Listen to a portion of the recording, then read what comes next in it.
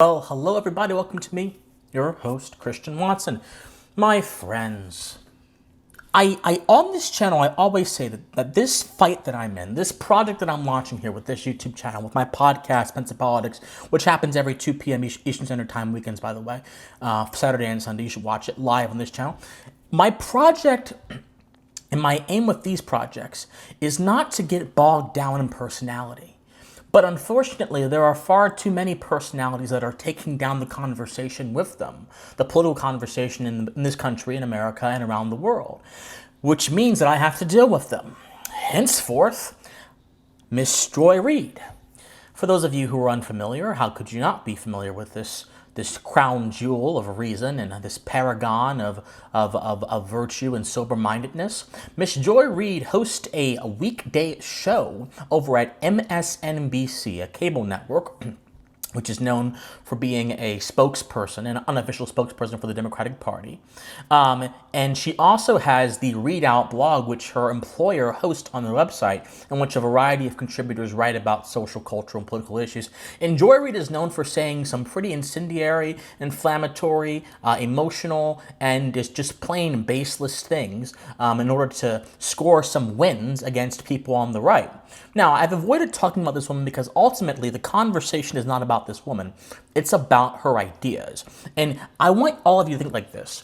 The conversation is not about you, and it's not even about Christian Watson. It's about ideas. All human beings are vessels by which ideas interact with the world. Nothing more. Well, we're more, but still, that's the primary purpose of us in discussion.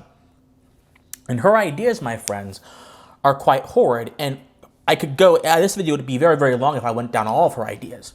But one of her more recent ideas piqued my interest, because of course Joy Reid has said many incendiary things, but one of the more recent ideas that she has put out there has piqued my interest. A few days ago, as of the posting of this video, Ms. Reid said something, and I'm just going to read it to you. I'm going to read it to you because I find it quite absurd. She said, "The goal of the Republican Party today is to seize control of every level of government, to lock out voices of color and LGBTQ voices, except those who conform to their demand that history and education uplift white Christian dominion as the one true bedrock of America." She made this tweet in response to the loss of an African-American woman, a progressive woman, who was running for school board down in Texas. Now, NBC News wrote this incredibly posh, almost journalistically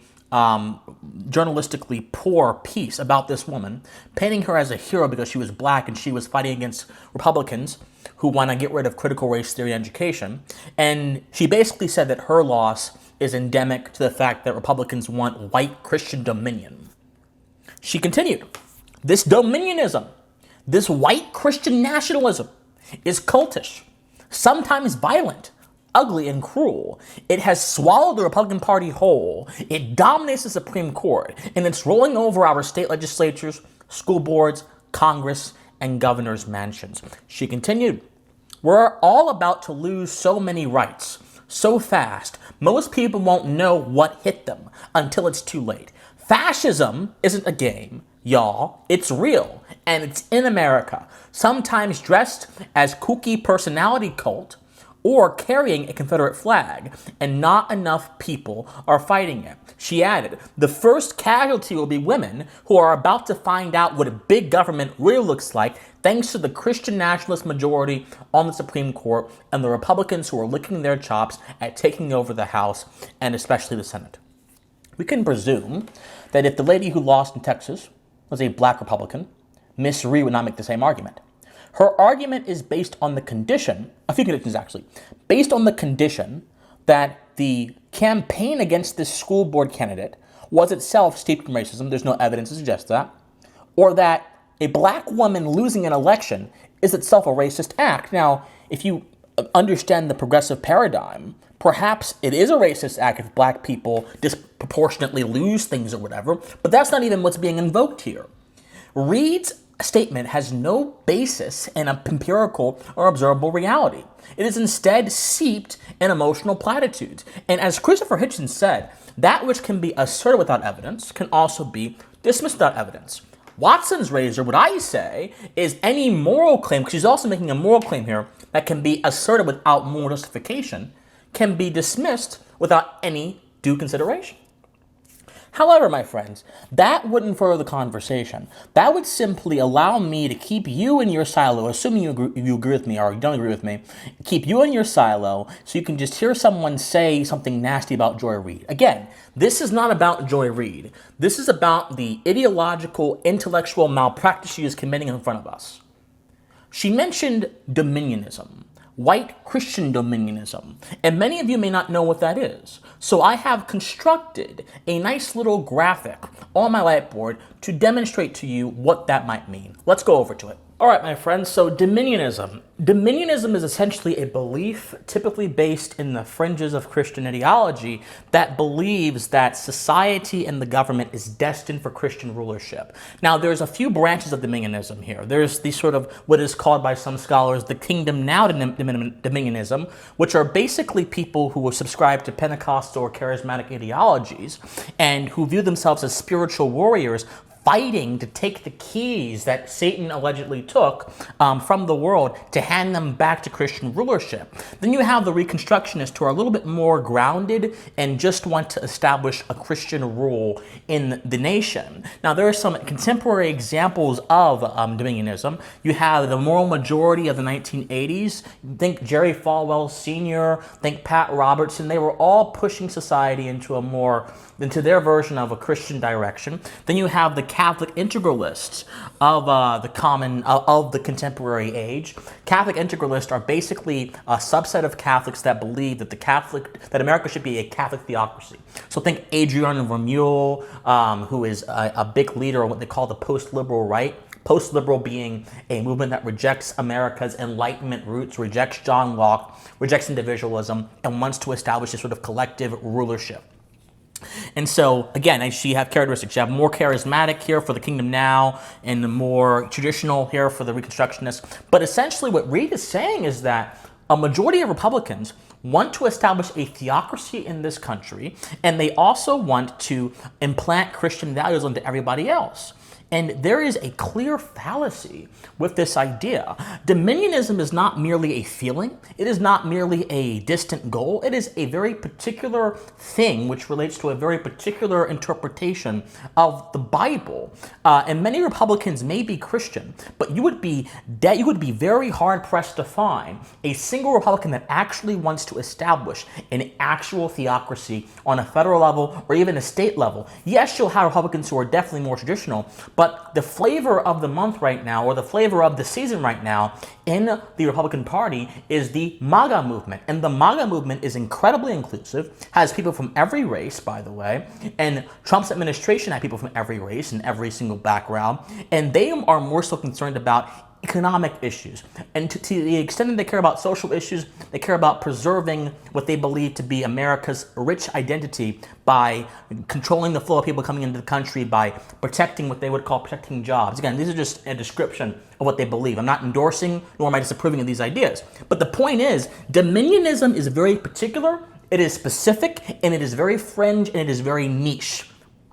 And for you to use a word Dominionism just to describe what you think might approximate it or might be a facet of it is what we call proximity ethics. Is what we call proximity ethics.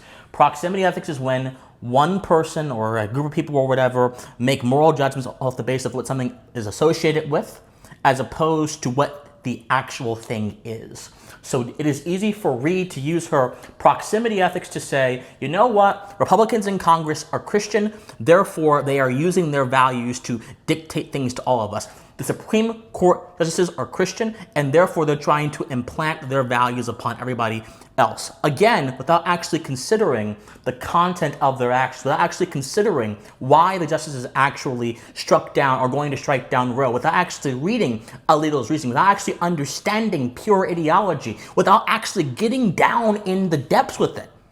It all amounts to proximity ethics. So whatever the Republican Party is right now, it is not this, it's never been this. In fact, even when the moral majority was around in the 80s, Ronald Reagan still said, the heart and soul of conservatism is libertarianism. Barry Goldwater, Reagan's predecessor, Reagan basically touted his principles in his brilliant speech, A Time for Choosing, also believed the same exact thing. The Republican Party has never been a theocratic party, and from what I understand, it most certainly is not that right now. This is a foul case of proximity ethics, and Joy Reid, by using it, has committed intellectual fraud. No one should take her seriously for that reason. Now back to the desk. So ultimately, my friends, as I demonstrated on the board here, Dominionism is a very particular and specific thing. And it's not merely something that you are by feeling or association. It is something you are by overt action. And since Reid provided no evidence whatsoever to back up her claim that Republicans are dominionist, and the only even iota of anything even approaching evidence, which I am calling it evidence very loosely, by the way, because it's not evidence, but I'll just be charitable, is her referencing the religious orientation of the justices on the Supreme Court. And if she wanted to take this further and make this even a little bit more plausible, again, she's not doing a good job, but I'm trying to be charitable to her, she could also reference that a lot of Republicans in Congress are Christians.